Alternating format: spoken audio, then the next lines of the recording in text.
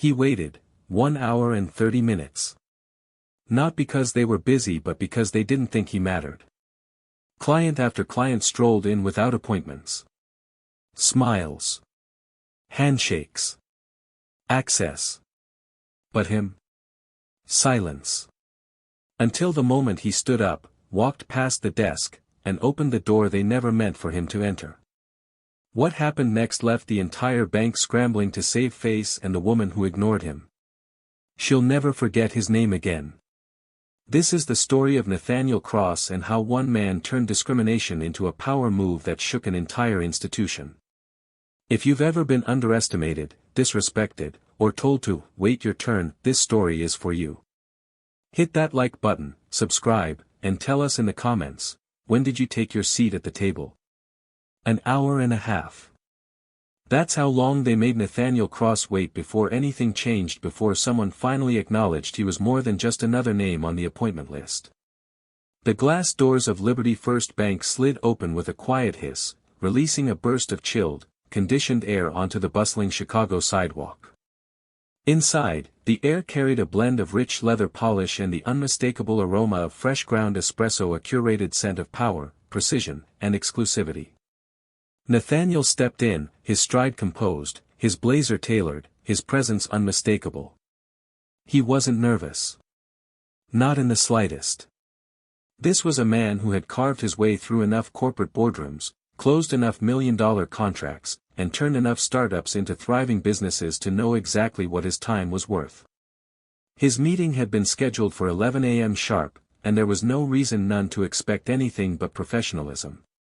The lobby was a carefully orchestrated display of modern opulence. Polished walnut desks. Frosted glass partitions. Gold trim that caught the sunlight streaming through ceiling-height windows. The space whispered power, and the message was clear: money lives here. At the reception desk sat a woman with an impeccably neat chignon and a demeanor that suggested this was not the most interesting part of her day. The nameplate in front of her read Courtney. She didn't smile when Nathaniel approached. Barely looked up. "Welcome to Liberty First Bank," she said, voice mechanical. "Do you have an appointment?" "Nathaniel Cross," he replied, placing his leather portfolio gently on the counter. "I have a meeting with Rebecca Linwood at 11. Courtney typed briefly, glancing at the screen. "You're on the schedule," she said without inflection. "You can have a seat. She'll be with you shortly." Nathaniel gave a polite nod and turned toward the seating area. He chose a spot by the windows, where the morning sun cut clean geometric lines across the tiled floor. His fingers drummed lightly against the edge of his briefcase. 10 a.m. He was early. He always was. Near the far wall, a group of professionals in sharp suits were gathered around the in-house phones, laughing quietly about market shifts and investment strategies. It was the kind of easy chatter that came when people felt like they belonged. Nathaniel watched them for a moment, then turned his gaze back to the frosted doors at the end of the hallway. The minutes ticked by. 11:05. 11:15. At first, he didn't mind. He understood delays. Even high-end banks ran on imperfect clocks. But after 20 minutes, he began watching more closely. A man in a gray Brooks Brothers suit, no more than early 30s, stepped up to the same front desk. Nathaniel watched as Courtney actually smiled and tapped a few keys. Less than 5 minutes later, a young banker appeared to escort the man through the frosted doors leading to the executive offices. Then, a woman in a cream silk blouse entered. From what Nathaniel could tell, she had no appointment at all, just a quick, cheerful exchange with Courtney. Still, she too was led inside. Nathaniel's name? Still uncalled.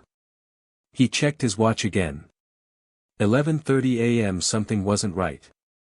His jaw tightened slightly. His fingers pressed firmer against the handle of his briefcase. From his seat, he observed the rhythm of the room. Some people walked in with the breeze behind them, exuding the confidence of those who had never been told to wait. They shared easy nods with staff, exchanged light conversation. Others like him sat in silence, checking watches, clutching portfolios, waiting for a signal that they mattered. The only difference? The others were being called. He was not. By now, 35 minutes had passed since his scheduled meeting time. He had confirmed the appointment twice. He had shown up early. Still, he remained seated while at least 6 people, all arriving after him, had been ushered inside. And through it all, he remained composed. This wasn't the first time. He had dealt with the same invisible barriers before. The ones people never admitted existed. "Oh, sorry for the wait. Must have been a mix-up. You know how crazy it gets sometimes." Excuses polished in courtesy. Wrapped in smiles. Packaged in professionalism. But still excuses. Nathaniel rose from his chair, spine straight, expression neutral. He walked back to the front desk. Courtney looked up again, her face as unreadable as before.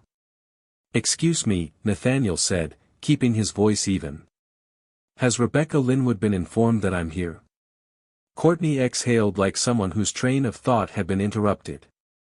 She tapped her keyboard again. No eye contact. "She knows," she said flatly. "She's finishing with another client. No follow-up. No estimate. No apology." Nathaniel waited a beat, then asked, "Do you have an idea when she'll be available?" Courtney glanced at her screen, barely moving. A shrug. "Shouldn't be much longer." It wasn't just what she said. It was how she said it. No concern. No urgency. No sign she actually checked anything at all. Just a line meant to dismiss him. A placeholder until he gave up. And then, right before his eyes, it happened again. A woman in a designer navy blue dress entered the lobby, designer handbag swinging gently at her side. She was mid-phone call, voice light and confident. Courtney's posture shifted instantly. Her tone softened. Her face lit up with something that resembled a real smile. "Good morning, Mrs. Alden," Courtney said, almost melodic. Mrs. Alden nodded casually, didn't even stop her conversation. Within seconds, a banker appeared and led her inside. No questions. No delay. No, soon. Nathaniel Cross had now been in that chair for nearly an hour. She. Not even 60 seconds. He turned to Courtney. "So do appointments matter here?" he asked, voice still level, "or is this just a first-come, first-served kind of thing?" For the first time, Courtney shifted uncomfortably in her chair. "I told you, sir, she'll be with you soon." There it was again. Soon. A word that concealed dismissal beneath courtesy. A deadline that meant nothing. A polite way to say, "You're not who we prioritize." Nathaniel didn't react. He just turned, stepped back to his chair, and waited. But now, the waiting wasn't passive. Now, it was a decision. Nathaniel glanced at his watch again. 11:45 a.m. Now, he had been waiting for 45 minutes past his scheduled meeting time. At this point, it wasn't just about patience. It was about patterns, about who got access, and who got ignored. He observed everything now with precision, like a surgeon studying tissue before an incision. The man in the gray suit had been welcomed in minutes. The woman in cream didn't even seem to have an appointment but strolled through the frosted doors with ease. And Mrs. Alden? She had walked in mid-phone call, was met with warmth, and whisked away within moments, her entrance as smooth as silk, while Nathaniel was still being told to wait. His fingers tapped lightly on his briefcase, not out of restlessness anymore, but rhythmically as if keeping time with the slow drip of indignity. Across the room, 2 more clients entered.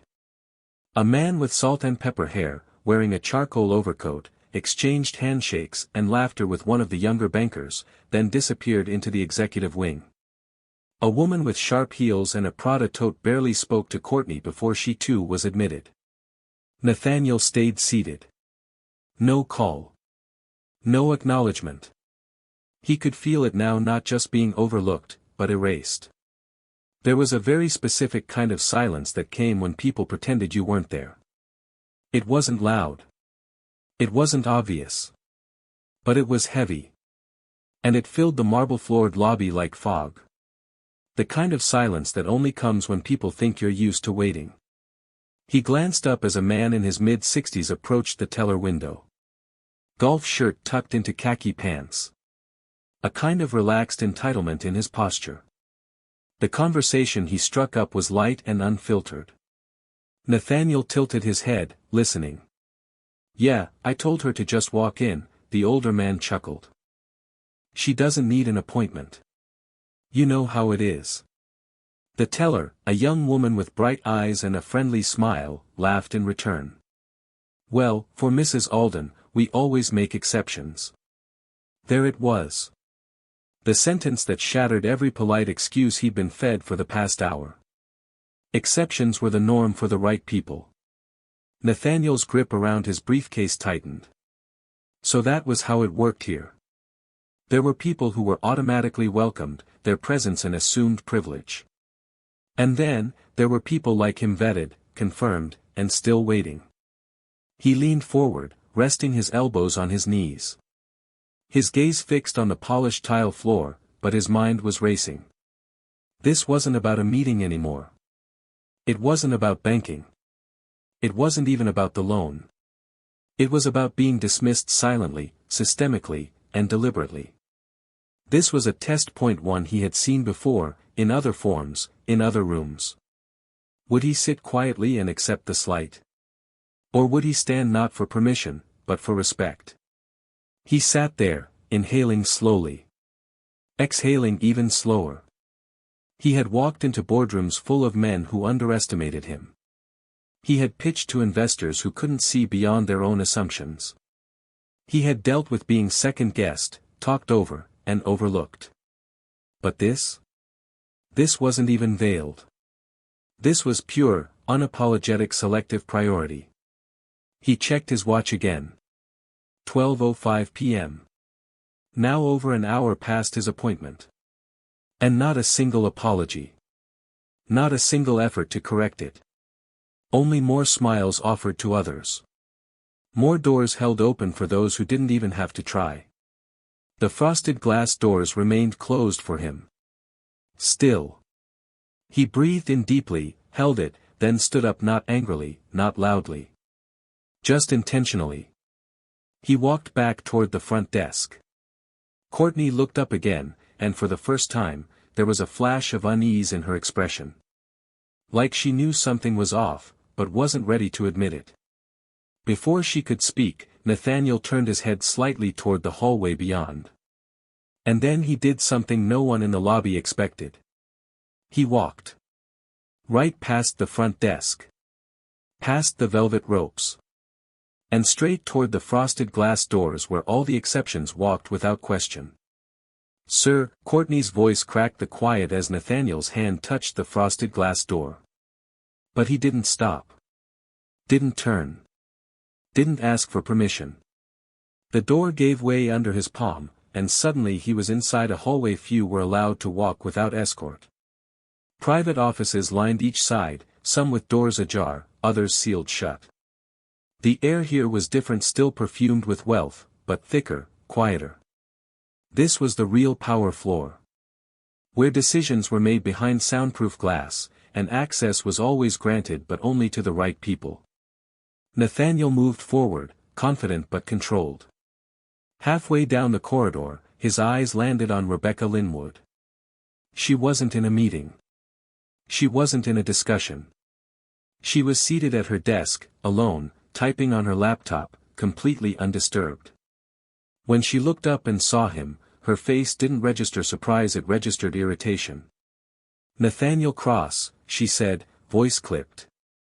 "You should have waited to be called." He met her gaze directly, calm and unwavering.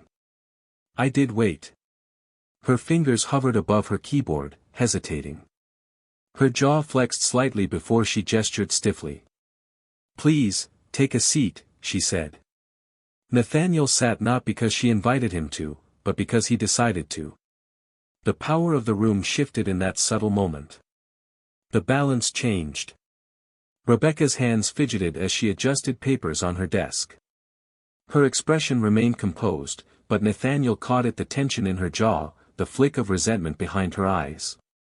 She was no longer the one in control of this meeting. "I apologize for the delay," she said, her smile thin, forced. "We've been extremely busy today." Busy. He let the word hang there, untouched. He'd watched half a dozen people walk in after him and disappear through those doors while he sat waiting like a forgotten extra in someone else's story. "Were you?" he asked, his voice measured.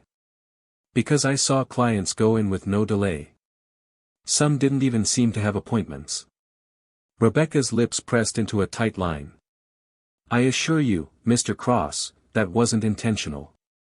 There must have been some sort of miscommunication." Nathaniel exhaled slowly through his nose. His face betrayed nothing, but the word echoed in his mind. Miscommunication. The corporate bandage for discrimination. The professional excuse for exclusion. "Interesting," he said simply. Rebecca cleared her throat, eager to change the subject. She flipped open a folder and scanned the top page. "Now, let's discuss your loan application," she said, trying to regain her rhythm. "While your financials are impressive, our lending criteria have become more stringent in the current economic climate. We'll need additional assurances before we can proceed." Before she could even complete her dismissal, the door to her office swung open. The atmosphere shifted. Suddenly, the quiet hallway outside was filled with voices low, steady, confident. Men in tailored suits stepped in, the kind whose presence changed the tone of a room before they even spoke. Their energy was different. Heavier. Commanding. At the front of them was a man Nathaniel immediately recognized. Calvin Merrick, CEO of Liberty First Bank. And judging by the way the room snapped to attention, he was the one person here whose word meant more than protocol. Calvin's eyes scanned the room and lit up when they landed on Nathaniel. "Nathaniel," he said with a booming smile, striding forward. "What the hell are you doing here?" Rebecca froze. Her mouth opened slightly, but no sound came out. Nathaniel rose and extended his hand calmly. "Hey, Calvin.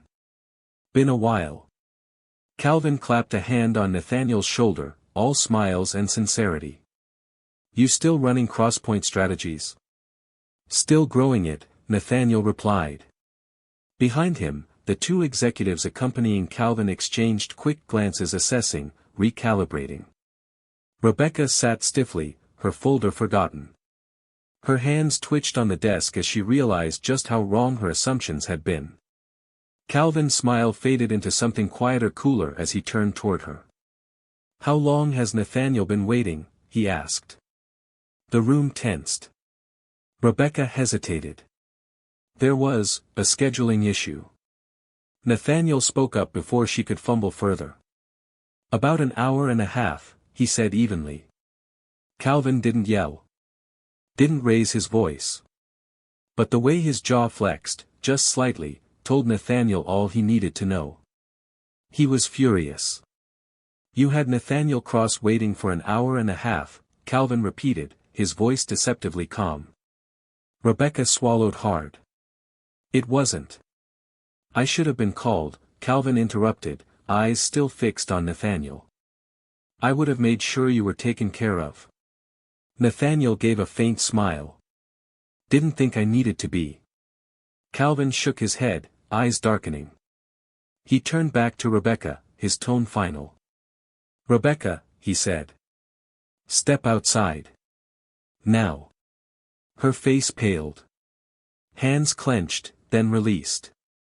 "Of course," she said, rising stiffly and exiting the room without another word. The door clicked shut behind her. But the real reckoning had only just begun. As the door closed behind Rebecca Linwood, the tension still hung in the air, undisturbed, thick, undeniable. Calvin Merrick didn't sit down right away. Instead, he remained standing, facing Nathaniel with a quiet intensity that only men at the top truly mastered. His two senior executives stood just behind him, silent, but visibly alert. They didn't need instructions, yet they were waiting to see how bad this was. "This isn't how we do things here," Calvin finally said. Nathaniel raised an eyebrow, not confrontational, just factual. "Seems like it is." The line hung in the air like a challenge. And Calvin didn't push back. He didn't defend it. Didn't offer a quick fix or blame it on a glitch. Because he knew this wasn't just an incident. This was exposure. And now the damage was real. He slowly sat down across from Nathaniel, steepling his fingers, the gears clearly turning behind his steady gaze. "Tell me what happened," he said. Nathaniel didn't soften the story. He didn't raise his voice or dramatize the facts. He simply laid them out one layer at a time. The confirmed appointment. The wait. The endless stream of clients taken in before him. The ones without appointments. Courtney's dismissive tone. Rebecca's indifference. The cold professionalism used as a shield for implicit bias.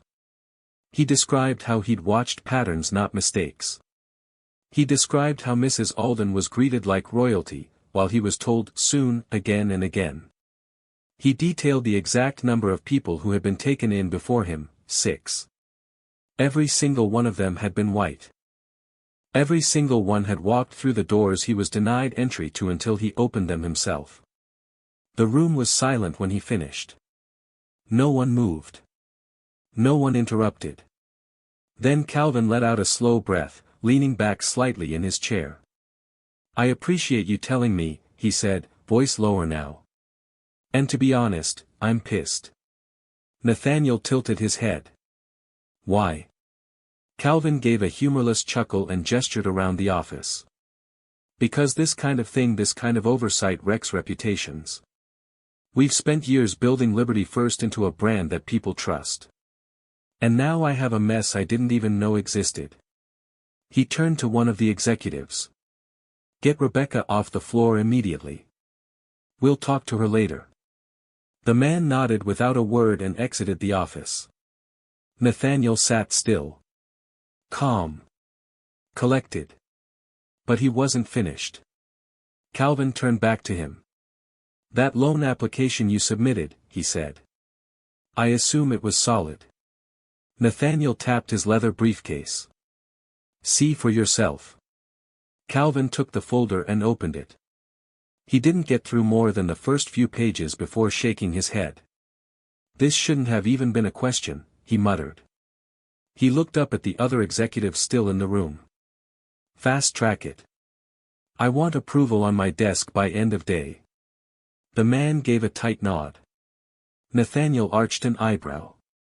"Just like that?" Calvin met his eyes. "You should have had it 2 hours ago." "I'm fixing the mistake." Nathaniel understood the subtext. This wasn't about generosity. This wasn't about fairness. This was containment. Damage control, not redemption. Calvin wasn't fixing the system. He was fixing the exposure. Still, Nathaniel wasn't going to let it slide without context. "I'll accept the approval," he said, standing. "But let's be clear, fixing this for me doesn't fix the real problem." Calvin's face didn't change, but something behind his eyes flickered. "We'll be having a long conversation about that," he replied quietly. Nathaniel gave him a curt nod, collected his briefcase, and turned to leave. As he stepped out of the office and back into the main hallway, the silence that once excluded him now echoed behind him like a warning shot.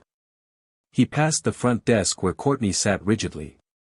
This time, she didn't look away. But her confidence was gone, shattered. The automatic smile wasn't there. The robotic tone had faded. She saw him now. Really saw him. Nathaniel didn't stop. Didn't offer a nod. He just walked. And as he pushed through the front doors, the heat of the Chicago afternoon washed over him. The building's glass exterior sparkled under the sun, clean, impressive, powerful. But now, he knew exactly what was behind it. And so did they. The moment Nathaniel stepped outside, the heavy glass doors of Liberty First Bank sealed shut behind him, muffling the chilled air and hollow excuses of everything he had just endured. The Chicago sun hit his face like truth. Unfiltered. Unapologetic.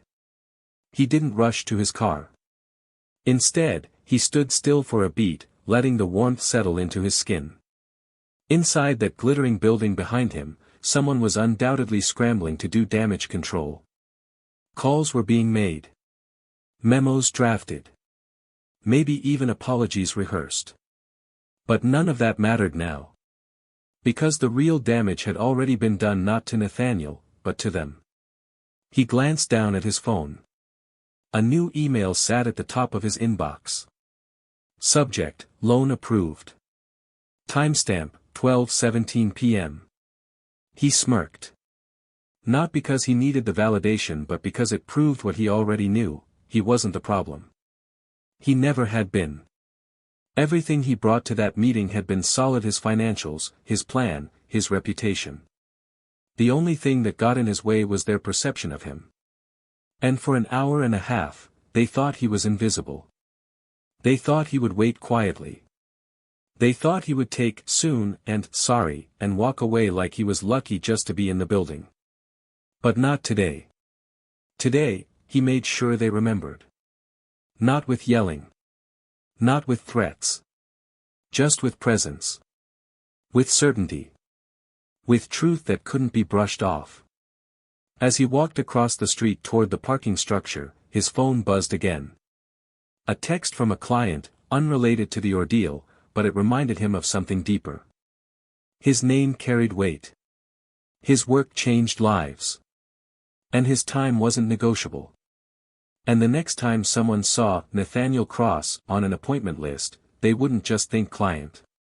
They would think consequence. This wasn't just about a loan. It wasn't just about Rebecca Linwood, or Courtney, or even Calvin Merrick. It was about every boardroom where someone like him got talked over. Every waiting room where people like him were told to be patient while others walked right in. It was about every micro-barrier they called policy, every dismissal wrapped in courtesy, every "you're next" that never came. It wasn't always loud.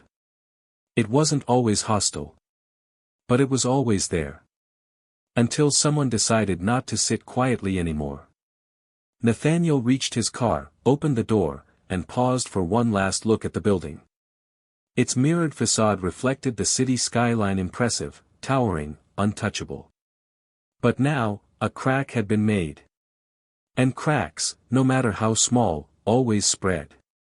He slid into the driver's seat and pulled the door shut. A moment later, the engine hummed to life. As he eased onto the avenue, the bank grew smaller in his rearview mirror. But the lesson didn't. Respect isn't given. It's demanded. And today he got exactly what he came for. If you've ever sat in a room where your presence was ignored, if you've ever been made to feel like your time, your money, or your voice didn't matter, this is your reminder: you don't need to wait for permission. You don't need their smile to walk through the door. Stand up. Take your space. And if they try to overlook you, make sure they remember why that was a mistake. If this story hit home, drop a comment, hit like, and subscribe for more stories that challenge silence, expose bias, and celebrate those who rise regardless. You're not alone and your voice matters.